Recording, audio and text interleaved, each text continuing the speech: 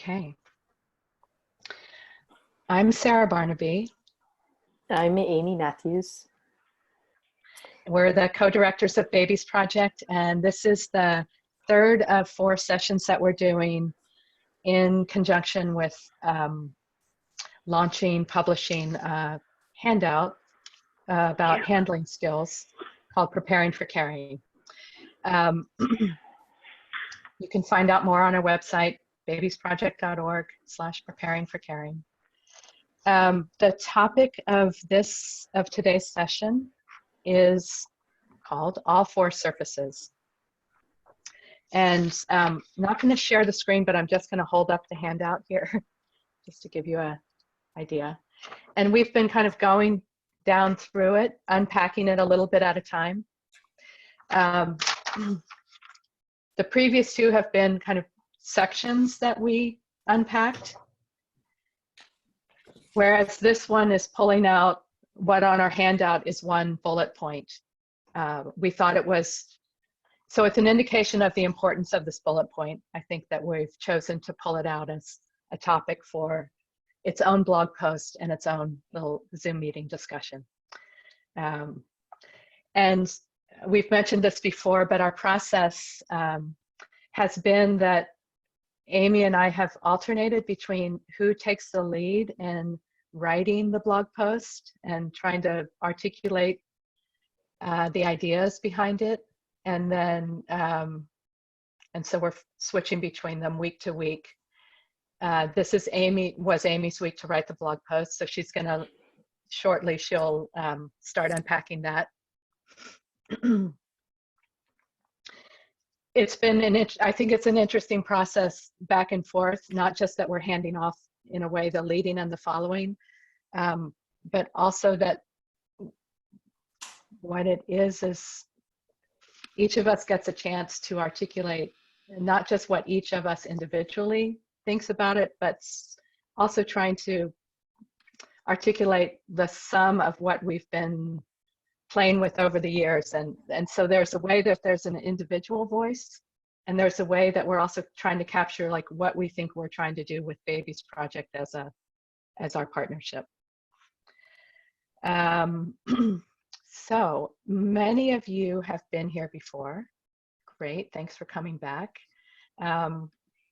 Curious if any of you want to say hi, if there's anything you've been thinking about, if you've been here before. If it's your first time, you might say something about what brings you here. And I think we're small enough that you can just unmute yourself. Hi, I'm coming in for the first time. This is Leila speaking. Hi, Leila. Thanks for joining. I don't know what I did, but I think I brought my video out. Oh, okay. Back again. So hi, everyone. There Hi, you are. Leila.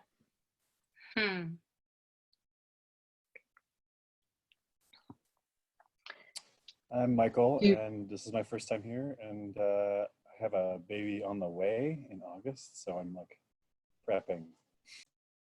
Awesome. I'm Laura, and I have a baby who's sleeping right now, and I went to a couple Babies projects in person, but kind of excited to continue on what I was learning. Awesome. Good to see you, Laura.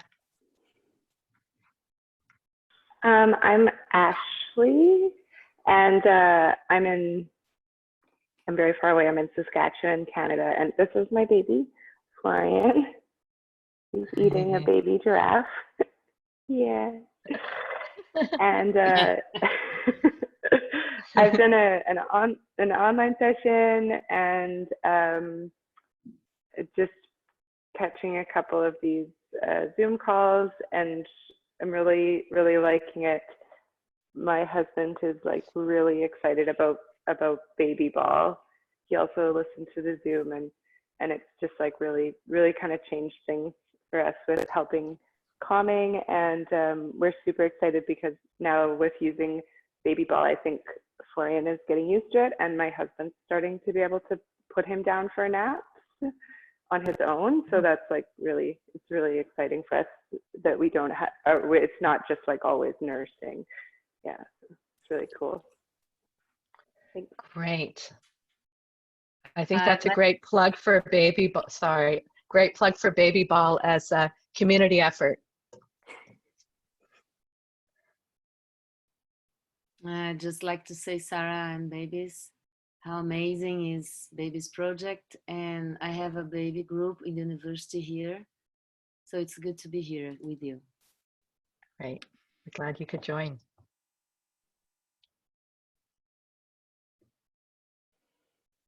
Hi.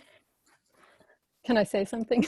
I saw you Yes, were I was to going to speak. say something about you if you weren't going to say anything about yourself. So Oh. please. No, you go ahead if you have something better to say. I'm Satu. I'm in Berlin, in Germany at the moment. My babies have grown big already, but I'm here as a kind of a colleague and a student and excited fan of Babies Project. And just happy to have a little space with everybody and hear your questions and think about these things together. And if you want to say I'd like something, to Sarah. also point out that Satu is has translated the handout and our principles into Finnish. Do you want to talk about that? Sure. I think it would be great to have somebody speak who has read the Finnish translation, but I felt that it's important to have the principles available in the language that you speak. So that's one part of it. You can work individually, every quality. Sorry, I couldn't catch that. Someone's coming in, but I just muted them. I think it was background noise. Okay. I mean, I'm happy to talk about the translation process. That was an interesting process, is how to translate something that is so condensed, like the information is so condensed in this handout. So that was a interesting task. It took some back and forth with Sarah.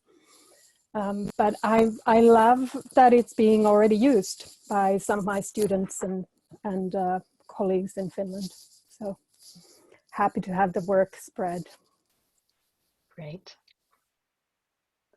Okay. Anybody else would like to introduce themselves or say anything about if they've been here before? Hi, I'm Rosanna and I live in the Bay Area. And yeah, I've been working with kids for like many years, normally kids from, let's say, 0 to 5, mostly in playgroups, parent-child playgroups.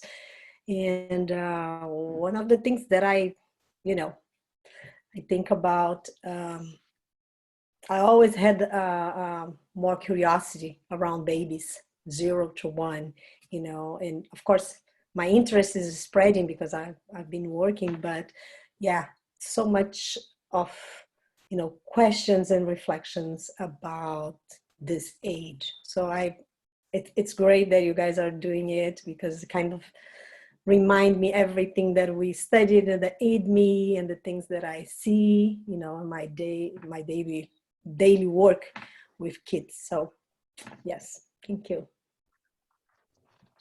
Thank you. Hi, I'm Cinzia. I'm also in Berlin, in Germany. And I'm here thanks to Satu that told me about this amazing group of people gathering. I'm a student of IDME, but I used to run, when I was living in Australia, I've run a lot of mothers baby groups with an attachment model, and I'm also dance therapist, so more from a dance and movement and groups, but I haven't done that for 1.5 years, and I feel so far away. It's incredible when you stop working, how you feel so, it's easy to feel removed, and you feel like almost, oh, I don't even know. And it feels like, I feel like a bit like it's wonderful to connect with other people that work in the area, in the field, also to slowly feel reconnecting again. And yeah, to hear your amazing wisdom, and I'm very happy to be here. Thank you. Thank you. By the way, maybe I should translate it in Italian too. When I saw the Finnish version, maybe we should talk about translating in Italian if you want to. Happy to do that if you want. Well, we have plans for more languages coming. So we've talked to a couple of people in Italy, and French we're hoping for, Italy, Portuguese, Brazilian Portuguese we have coming. So yeah, we're excited to get it in more languages. Yes. Can I say something? Mm-hmm. Sato in Finnish, I like to add something that I've been working with cultural translation, and in the university it's been very helpful because people from low income class come and we all mix together with people from the university and people who work in the university and also from the community. And Brazilian Portuguese is very rich in many different areas of the country. We say things in different ways. So back then when I began, I really felt the same need to translate the 7 recommendations first. Remember the little book from Wendy, right? Which is Lenore's book. Lenore Grubinger had a small book called 7 Recommendations.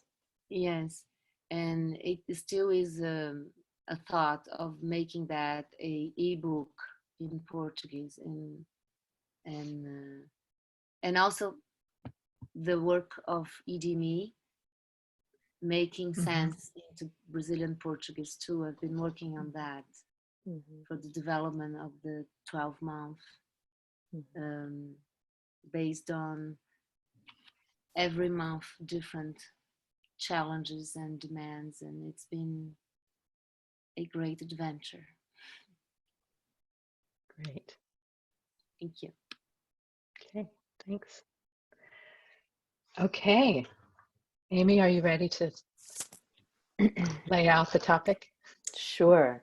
Lead us into what will be, I'm sure, an interesting discussion.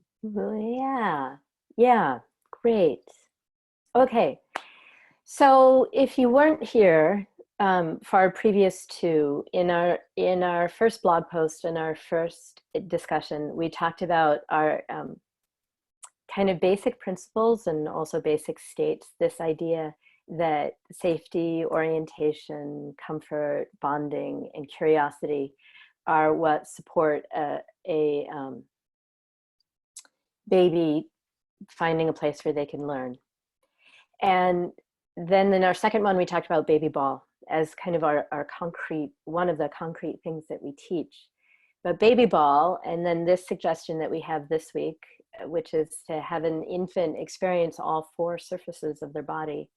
Both of those ideas and all of our ideas have kind of a lot of thinking behind them. As Sarah said, we've spent a lot of time talking about what our ideas are and what the reasoning can be behind making a choice or making a recommendation, like put a baby down on all 4 surfaces of their body.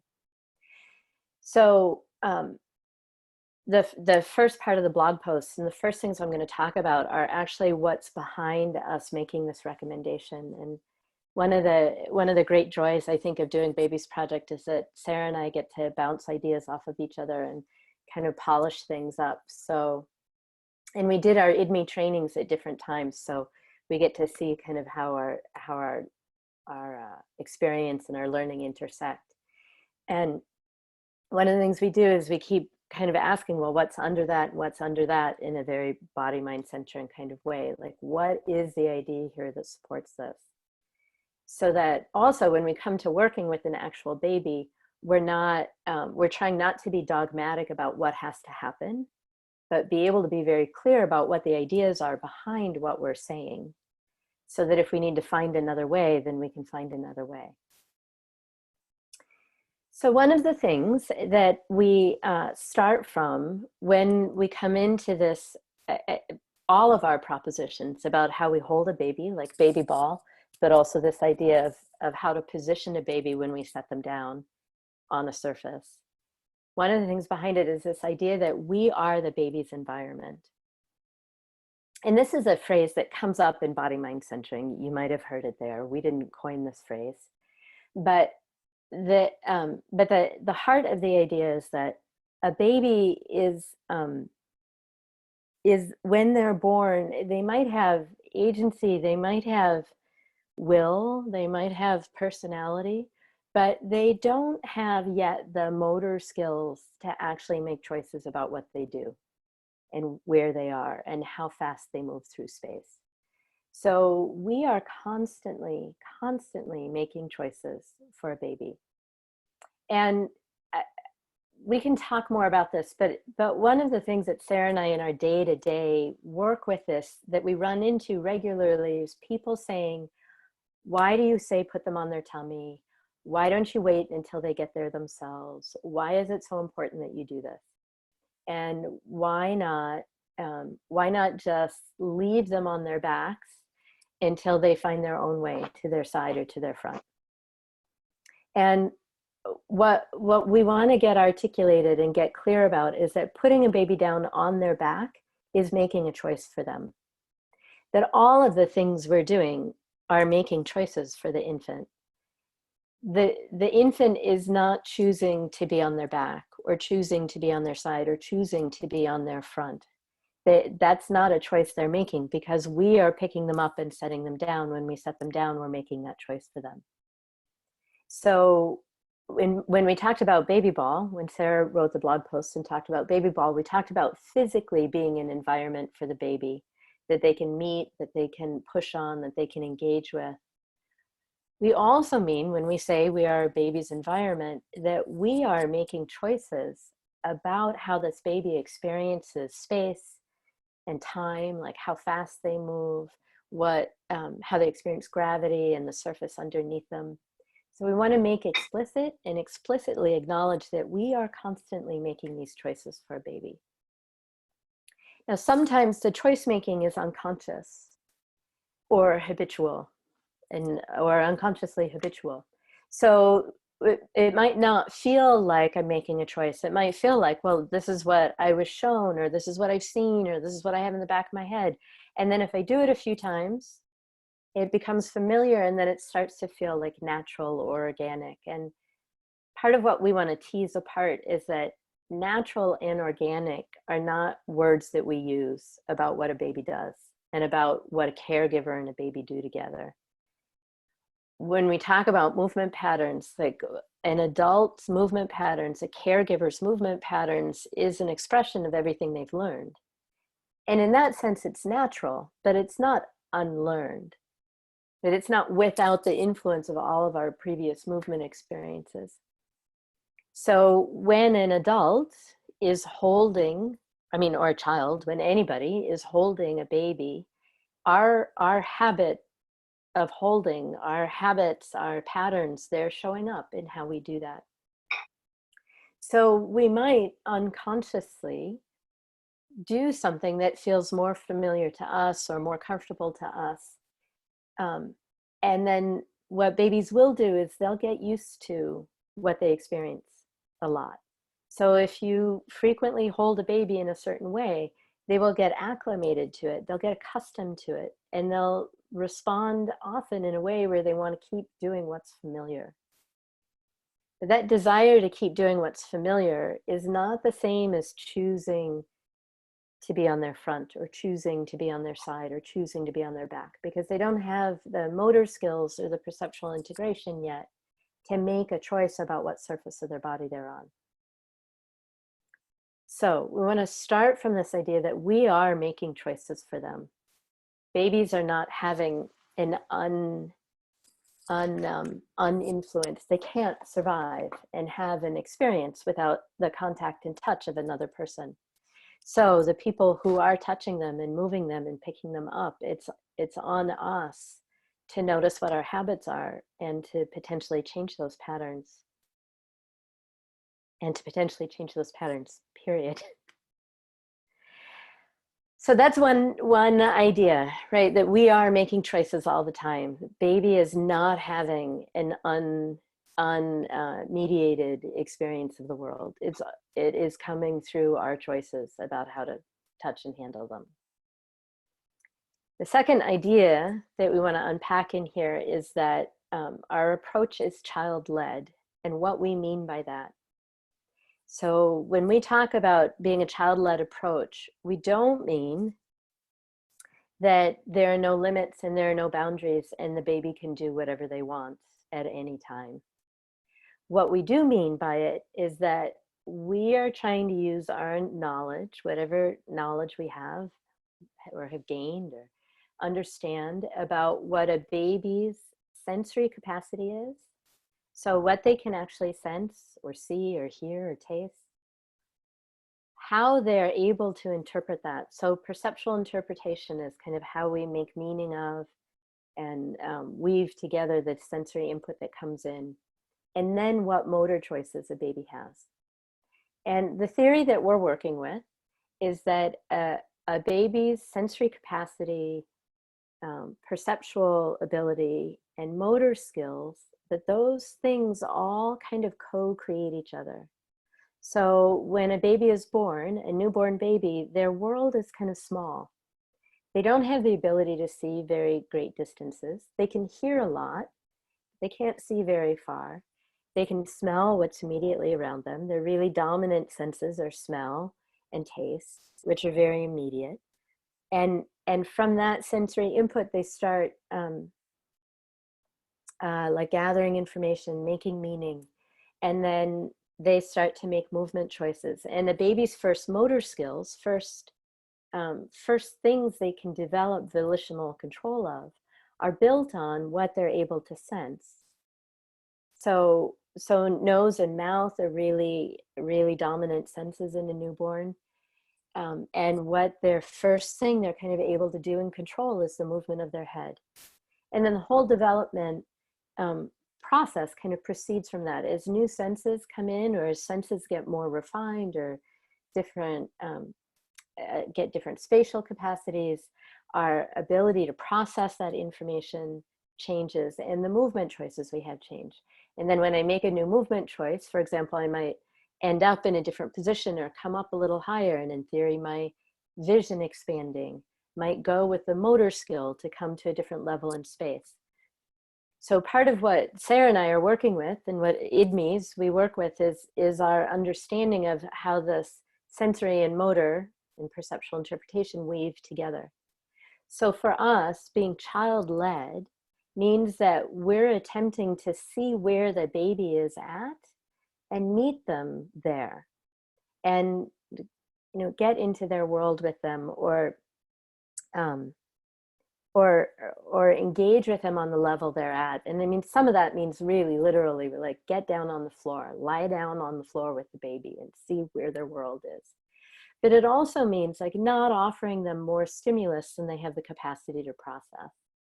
And it means not doing a lot of things. It means, yes, doing things that are like in their range, and in the range of things that they can feel successful at. Looping back to the idea that if a baby feels safe and oriented and comfortable and bonded, then they can get curious, right? And then learning will happen. So if we keep their world or the input or the stimulus around them in a range that they have the capacity to process, then that helps keep them oriented, helps them feel safe, helps them have all these things that lead to learning, right? So if we, and it also loops back or links back to the idea that a baby does not, we believe, a baby does not need to be taught to move, that a baby's learning will come out of curiosity, and that babies will find their way to changing levels and to moving through space because their curiosity takes them there. So it's not on us, it's not our job as caregivers to teach them to walk. It's our job as caregivers to keep meeting them where they are, keep supporting them at each level they find themselves at, so that as they get curious and they go to a new level, they have our company and our witnessing and our presence and our protection, you know, so we can keep them as safe as we can. We try to keep them as safe as we can. So this child-led approach is not about letting a baby do whatever they want. It is about offering boundaries, offering containers, and kind of shaping their experience so that they're in the realm of what they can handle and process. So if we take that idea that we are a baby's environment, we are making choices for them. So we can't do nothing. I mean, if we do nothing, we're making a choice. So we're doing something, and we want to meet them where they are. We want to match their capacity. Then when we look at what a newborn has the capacity for, we're going to see that a baby being in horizontal is going to be more supportive of their capacity than having a baby be in vertical, which we talked about last week with baby ball. And that then what a baby can get from being in horizontal and having all of the different surfaces of their body meet the floor is going to support them at that level in learning their first movement skill, which, one of the first things they learn is coming to midline, or one of the first things they get curious about and do is coming to midline. And then we think the next skill, and the first kind of locomotive skill that a baby gets, in theory, they do it a million ways, but we look for rolling to happen. So rather than choosing to always put a baby down on the same surface of their body, what we encourage is that babies be on their back and on their front and on their right side and on their left side. And each of these surfaces offer something that could have value to a newborn and really to a baby at any age. But part of what we do is look at as early as we can, setting up these possibilities so that a baby from the very beginning has at least these 4 places to feel comfortable. So when a baby is on their back, the advantage to a baby being on their back is that they get to be face to face with their caregiver, and that we can meet them looking right at them. And also, like Ashley is showing us, the baby can like gather right into midline and bring their arms and legs in and be looking at their caregiver. And it's a wonderful place to have that kind of attuning and bonding and relating kind of thing happen. What's not so helpful about being on their back for a newborn, and Florian, if you guys are watching, Ashley and Florian, he has the ability to gather his limbs in and pull up away from the floor. But for a little tiny baby, the pull of gravity is really strong, and it can be challenging for them to bring their hands away from the floor. So moving in an anti-gravity direction, moving away from the floor when a baby's on their back, is one of the hardest things to do. Right? So on their back helps with bonding and face-to-face and midline in a way, but it also can be hard for a baby to gather in there by themselves. We, of course, can help them do that. Tummy time, we think, being on their front, being prone, is really valuable because right from the beginning, in theory, a newborn has the ability to lift and turn their head when they're in prone. Now, not every newborn does it very easily, and if it doesn't, if it kind of isn't part of an infant's repertoire from the beginning, it can end up being a really challenging thing to do. So not every baby gets on their tummy and loves it. But the value of it is that they can control their head from there. And also when they're on their tummy, along with being on their side, their world gets a little smaller. So a baby on their back, the whole world is there for them to take in. And it's often really stimulating and potentially more than they can process. A baby on their front has the ability, if there's too much stimulus from one side, they can turn their head. Or if there's too much, they can put their head down and be quiet. So we think the advantage of tummy time for a newborn is that the newborn can start to, if they have the ability to turn their head, already choose whether to turn towards or away from stimulus. They also then, from their front, is where they're going to begin to be able to engage their arms with the floor and get the feedback of the floor to push on, to start engaging the arms, and to start using the legs, so that eventually they begin to learn to move their body weight from their limbs, from their front. Then a baby being on their side, right side and left side, but side lying, has the advantage of bringing in this sideways, this lateral movement of the neck. So a baby lying on their side can start to practice lifting their head up sideways and lowering it down. And that is important eventually to having the full range of motion available in the neck. It becomes part of turning the head side to side. And it also becomes part of balancing the head's ability to go forward and back. So if a baby is held in vertical, and most of their experience is about organizing their head forward and back, it can have a real effect on their ability to adjust, like standing and negotiate balance this way through the head, as well as like if they fall sideways to keep their head up. So all this head orienting stuff it's part of a group of reflexes and writing reactions called writing responses or writing reflexes. And they're about being able to hold the head up and or keep the head from like being the first thing to go down when a baby falls. So side lying and the side bending of this neck, the lateral flexion of the neck, is something that we think doesn't really get talked about necessarily in the bigger world. It's certainly talked about a lot in some places, but is really important for balance. And then also side lying for a kind of balance between the front of the body and the back of the body. So if you're lying on your side as an adult, or if a little one is lying on their side, they can gather in forward and kind of gather in and not fall forward, but they can also, if they do a really big arch, it can tumble them to their back. Hi, Ludu. Hi, little one. So the side lying is a place to start playing with balance, really low to the floor, but balancing becomes really interesting about the little bit of fall that goes forward and the little bit of fall that goes back or not falling, because part of what we're looking at is how to support a baby both in figuring out how to keep their balance and then also being comfortable doing falls, little falls, small falls forward and back. So we want all of these surfaces to be available for these particular reasons, but also for the really general reason that we get a kind of feedback from meeting the floor, from feeling our body weight on the floor. We get a kind of feedback about ourselves and how we feel ourselves.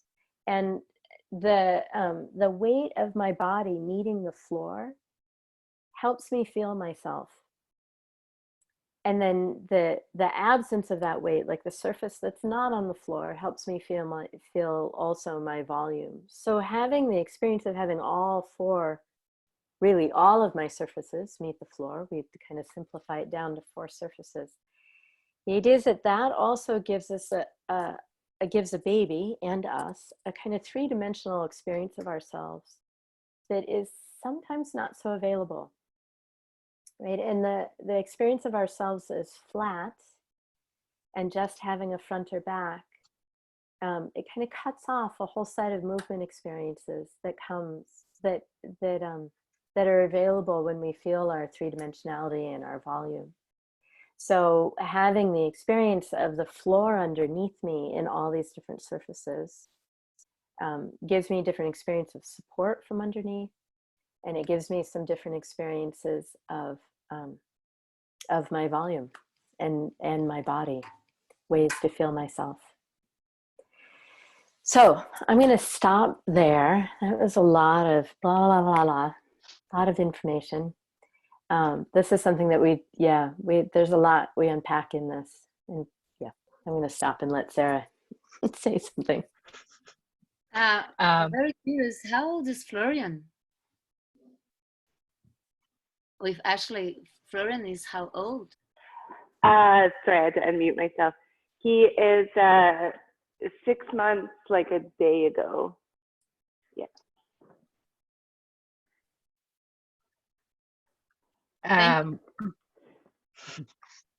One thing I want to say, and then open it up for questions, comments, discussion, is all of these ideas about the 4 surfaces, we also bring into teaching adults. And we have online rolling classes that one just finished before this.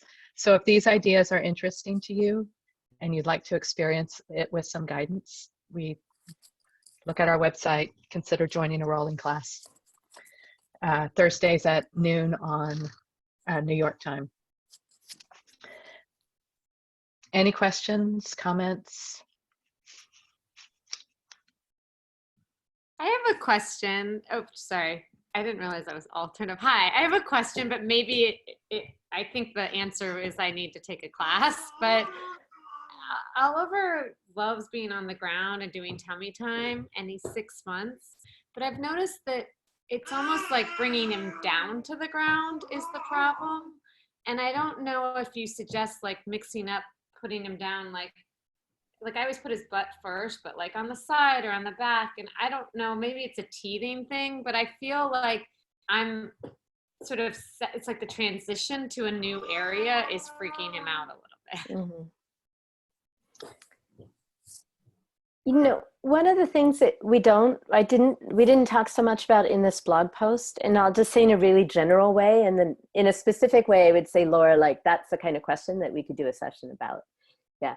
But in a general way, the whole question of timing of things is another way that we can really get curious about what an infant's experience is. Yeah, so a transition like that, like getting to the floor, there's many, many different ways we look at like how we can adjust the timing or their spatial experience or something like that, so that can they process what's happening, right? And I can set up a session through the website too? Yes. Okay. I'll also say, Laura, that I don't know if you've had a chance to download the handout.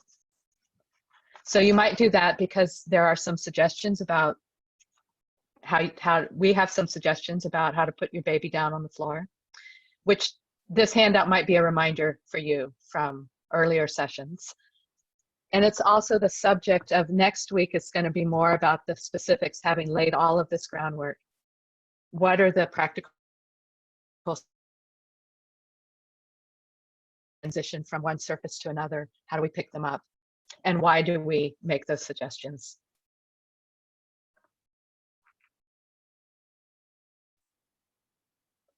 Leela? It's really good to remember in Sideline the 3-dimensional aspect. It's really something really cool, because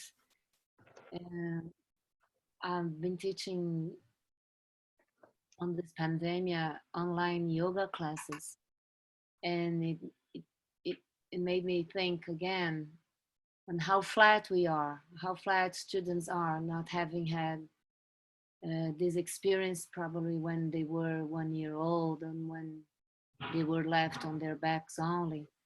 And tummy time and being on the back is not complete for 3 dimensions. So Sideline is really important for that 3-dimensional feeling. So, and I was noticing Ashley's ability, how she transitioned Florian from the floor onto her. It was so smooth.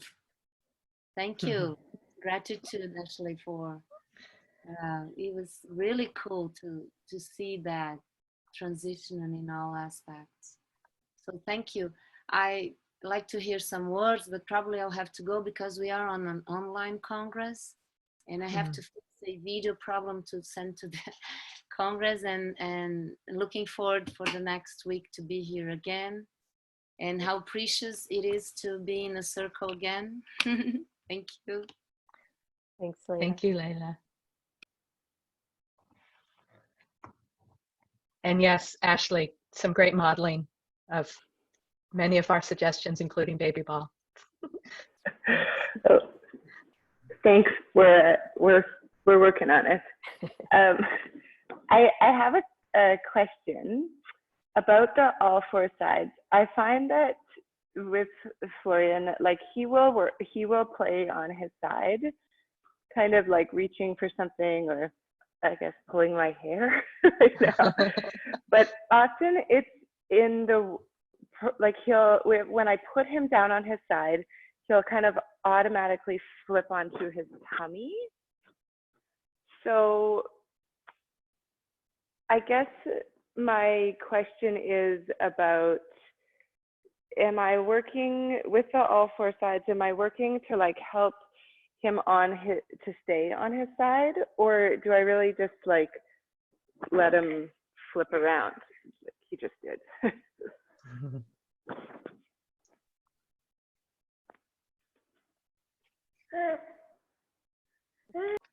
I can take this. It's a somewhat common comment question. We think, so when you bring them down, our recommendation is to bring a baby down on their side. And once a baby learns to roll, it's often a very short time that they're on their side before they flip onto their belly or do something else. We still think it's important, and that moment of sideline and feeling their weight and using it as the place from which they get to the next place is part of what is so important about it. And as he develops, he will be, we hope, moving into a stage where he probably will start to spend more time on his side. As he's able to be a little bit where you are right now, like if you shift a little bit more to your side so that your left hand is free. Yeah.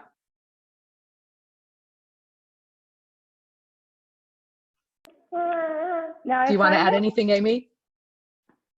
Well, just what you said, that I think often in the beginning they don't choose it as a position, but if we keep taking them through it in the process of setting a baby down on their side, they get this side bending, side experience with their head, and in that rolling like you're doing, even if he doesn't choose to stay in it there, that later the kind of weight shift to one side that kind of, is important for crawling.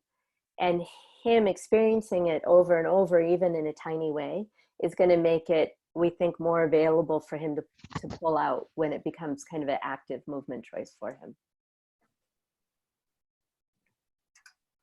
And then I really find that with that he spends a lot more time in sideline on soft surfaces. Like he's just way more mobile on the soft surfaces.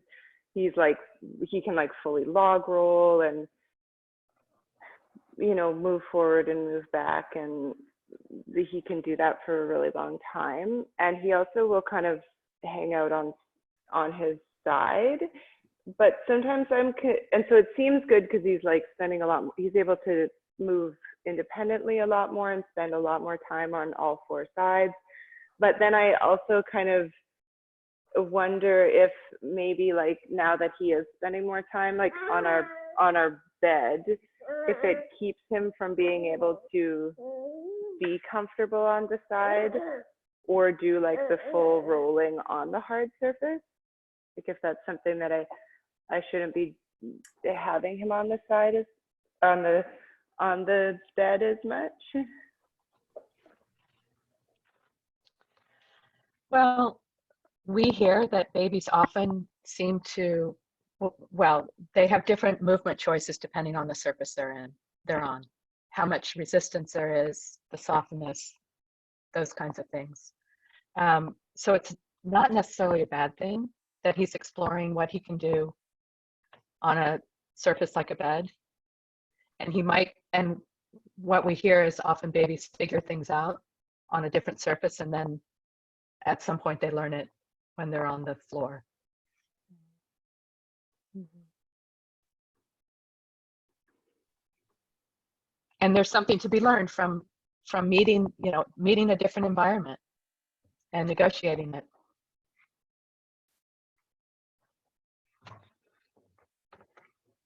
Sorry, on that note, can I ask, does that mean that also then the way I might hold the baby or rested on the lap is also a way of practicing a sideline, like just a consciousness of, okay, now I really feel the weight is on the side. It's just also in that intention in those ways. Am I feeling right? So it's not only the floor or it's the way I hold it or the way I play. I can also place it on the lap, on the side, and Yeah. On the handout, there's a drawing of baby ball. Like we're kind of talking about baby ball, but it's a person sitting on the floor and it's baby ball, but they're also kind of sideways in the lap. So baby ball side lying in the lap totally counts both as baby ball and side lying. And it's what we encourage parents to do is rather than kind of holding a baby, rather than holding them in baby ball upright, is that if I'm going to hold them in baby ball, to tilt them a little bit to the side. I know you can't quite see the whole doll, but even this to the side, resting on my lap, counts as both side lying and baby ball. So if we do this on one side and then on the other, yeah, Ashley, yay, that counts as side lying and baby ball. And it's a way, to your question, Ashley, to like maybe have him hang out there for a while longer, you know, and then when he's on the floor, maybe he won't stay there for very long, but yeah. Yay. Beautiful. Which is a long way to say to your question, Cinzia, yes.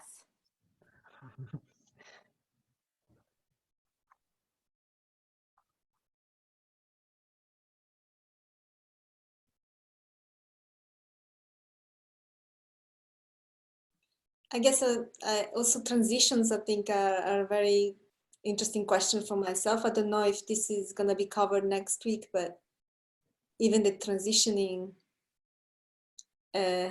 from one place to the other, I do love using sounds, voice, even tracking or describing, oh, this is what's going to happen. Oh, your turn. Like I do love using words or even making sounds that track the variation, but I think even the sensory aspect of it, even the way to just understand that this is the moment where something is changing, or a sense of where they're going towards. I don't know if you've got any other comments, but I feel this is a really moment for me that sometimes I feel when I see people shifting a baby to put into one way or the other way because you're saying there is no choice. There is a really strange sense of violation for me that it can be very strong. And don't know if you have any other comments or suggestions for that transition.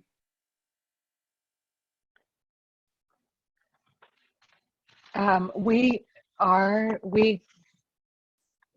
do like the practice of letting the baby know in some way what's about to happen.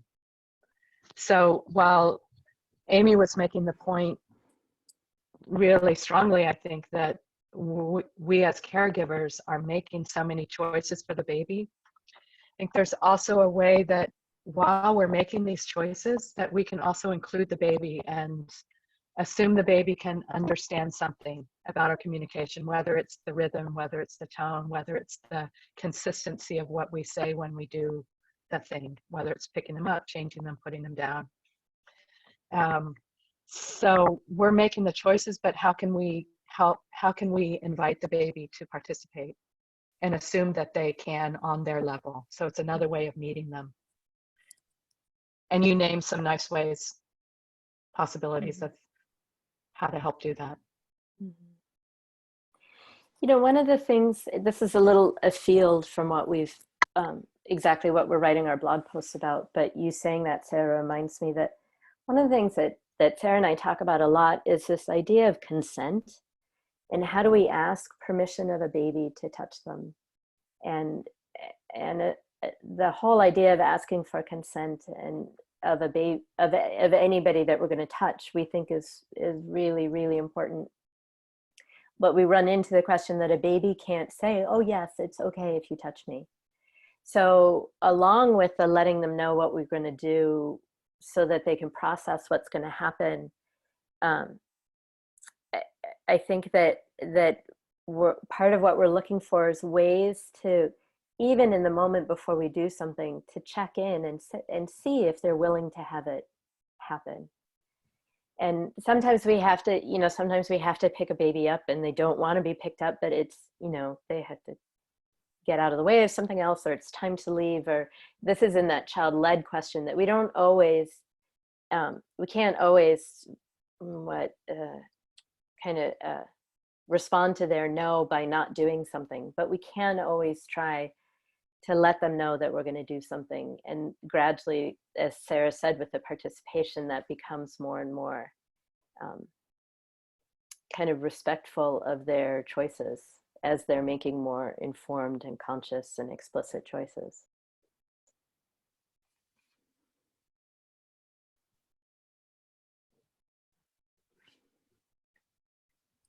Thanks, Layla. Bye. Bye. Great to see you. Yes, thank you. You too. Have a Bye. nice end of meeting. Sorry to have to leave. We have a few more minutes. Can I ask a question?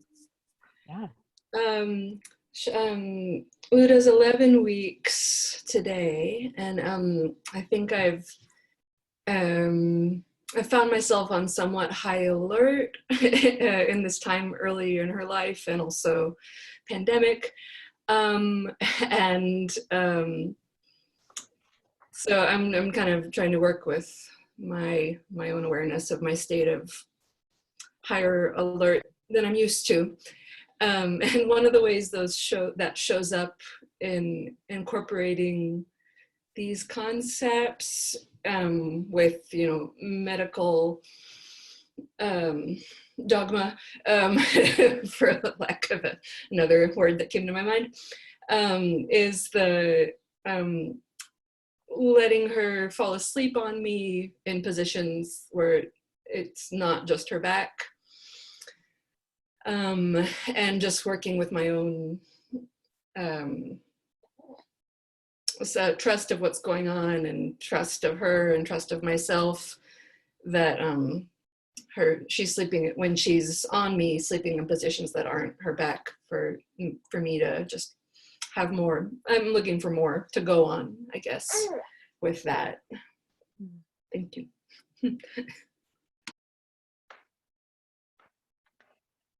Like sleeping on her front? So like when we're doing skin to skin and nursing and she'll fall asleep, yeah, it comes up then, like how long that's okay to leave her there for, or if I'm holding her and she's more side lying, and she's sleeping on her side. So those instances in particular, yeah.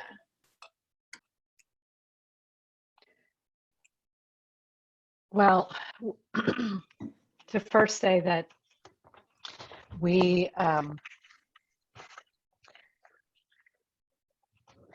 feel that we can't go. We are not interested in going against the baby should sleep on the backs kind of thing. But especially if you're awake and she's sleeping on her tummy on you, like you can feel her, you can respond to what's going on. I'd say the same with side. And I think it's also a personal question of what you're comfortable with.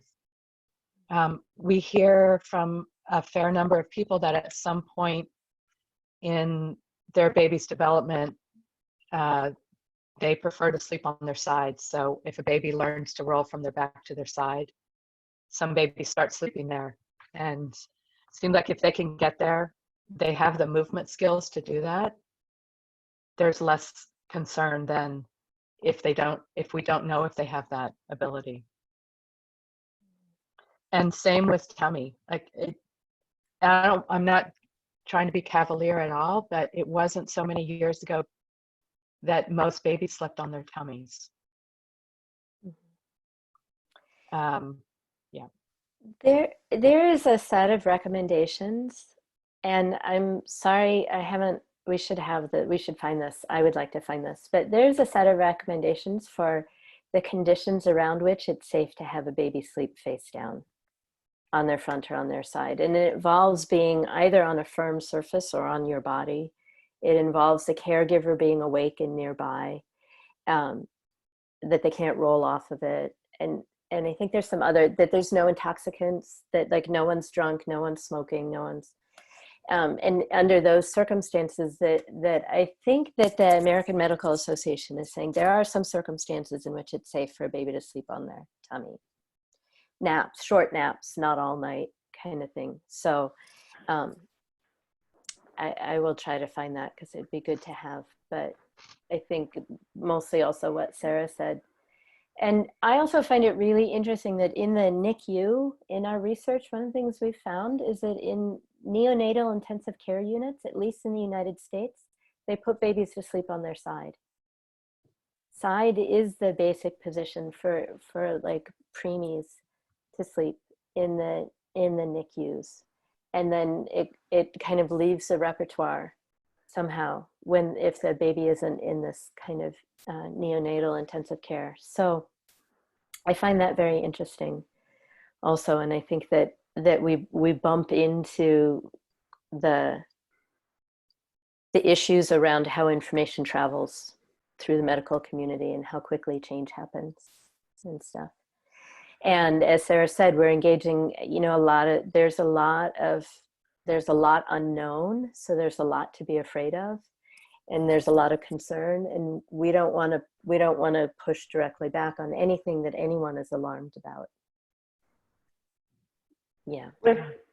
That resonates with me because like when Florian started to roll at about like 3.5 months back to front, like he's never slept on his back since that day. Ever. Like he sleeps on his side or on his front. And he often, it's concerning, like it's kind of scary because he would often sleep like this, face down, like not even one way. But even as a little baby, when I would put him in tummy time on the, like, I don't know, I just would put him down on his stomach, he would always fall asleep. And he would always fall asleep like on the floor. And often he would fall asleep like straight like this.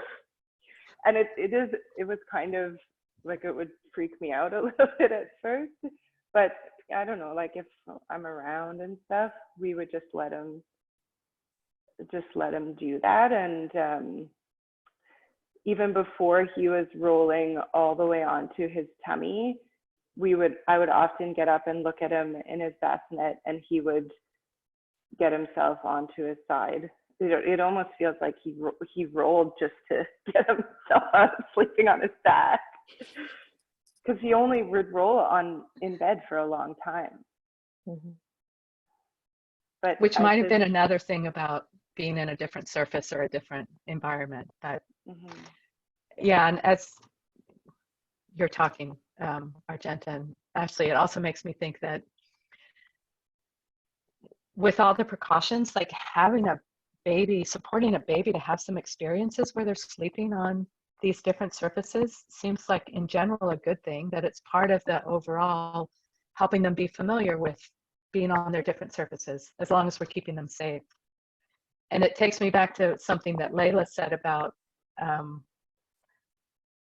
three-dimensionality and a sense of volume, that if babies only have an experience of sleeping on their back, and it's all so much focused because of the safety issue for us, it's not really there's a way that it's overdoing the recommendation to keep them safe when they're sleeping versus can they be comfortable, because it's actually a sign that they're comfortable on their front if they can fall asleep on their front or their side.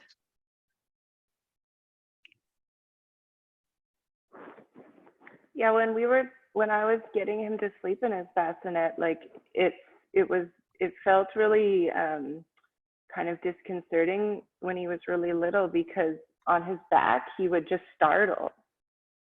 And so I like put the bassinet in the kitchen with me and would like put him on his side or his tummy so I could see him when he was sleeping.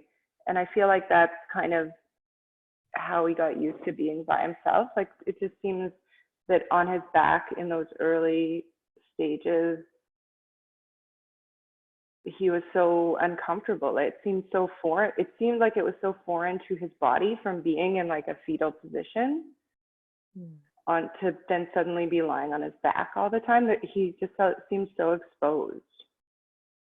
And if I'm breastfeeding him in lying position, like he falls asleep like he's on his side, that's the position he's in. Mm-hmm.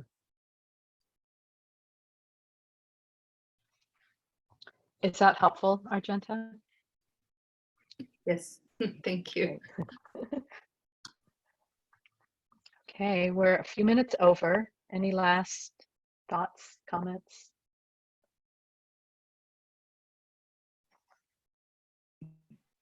I like when I was reading the post and you guys say about how important to put the baby in all four positions since the beginning, since they are born, because my experience with babies, at least, some families that I met along the way, they kind of, especially in the beginning, they don't really put the baby on their tummy when they are very young, like newborns. They tend to put the baby just always on the back, and then of course along the way, so many moms that I met that say, well, the baby doesn't want to be in the tummy. It's so common in how. But then when they come to me to say that, they are already like 5 months old or 6 or 8, and then it's really hard, for them to be in their tummy if they are that old. So yeah, it's something that I've seen over and over in my experience. Thanks, Rosanna. Okay, thank you all for coming. We hope you can join us next week. The topic will be handling and positioning suggestions, things to do and things to avoid. All right. Great. Thank you. Thanks, everyone. Thank you. Thank you. Thank you, everybody. See you next week. See you next Bye. week.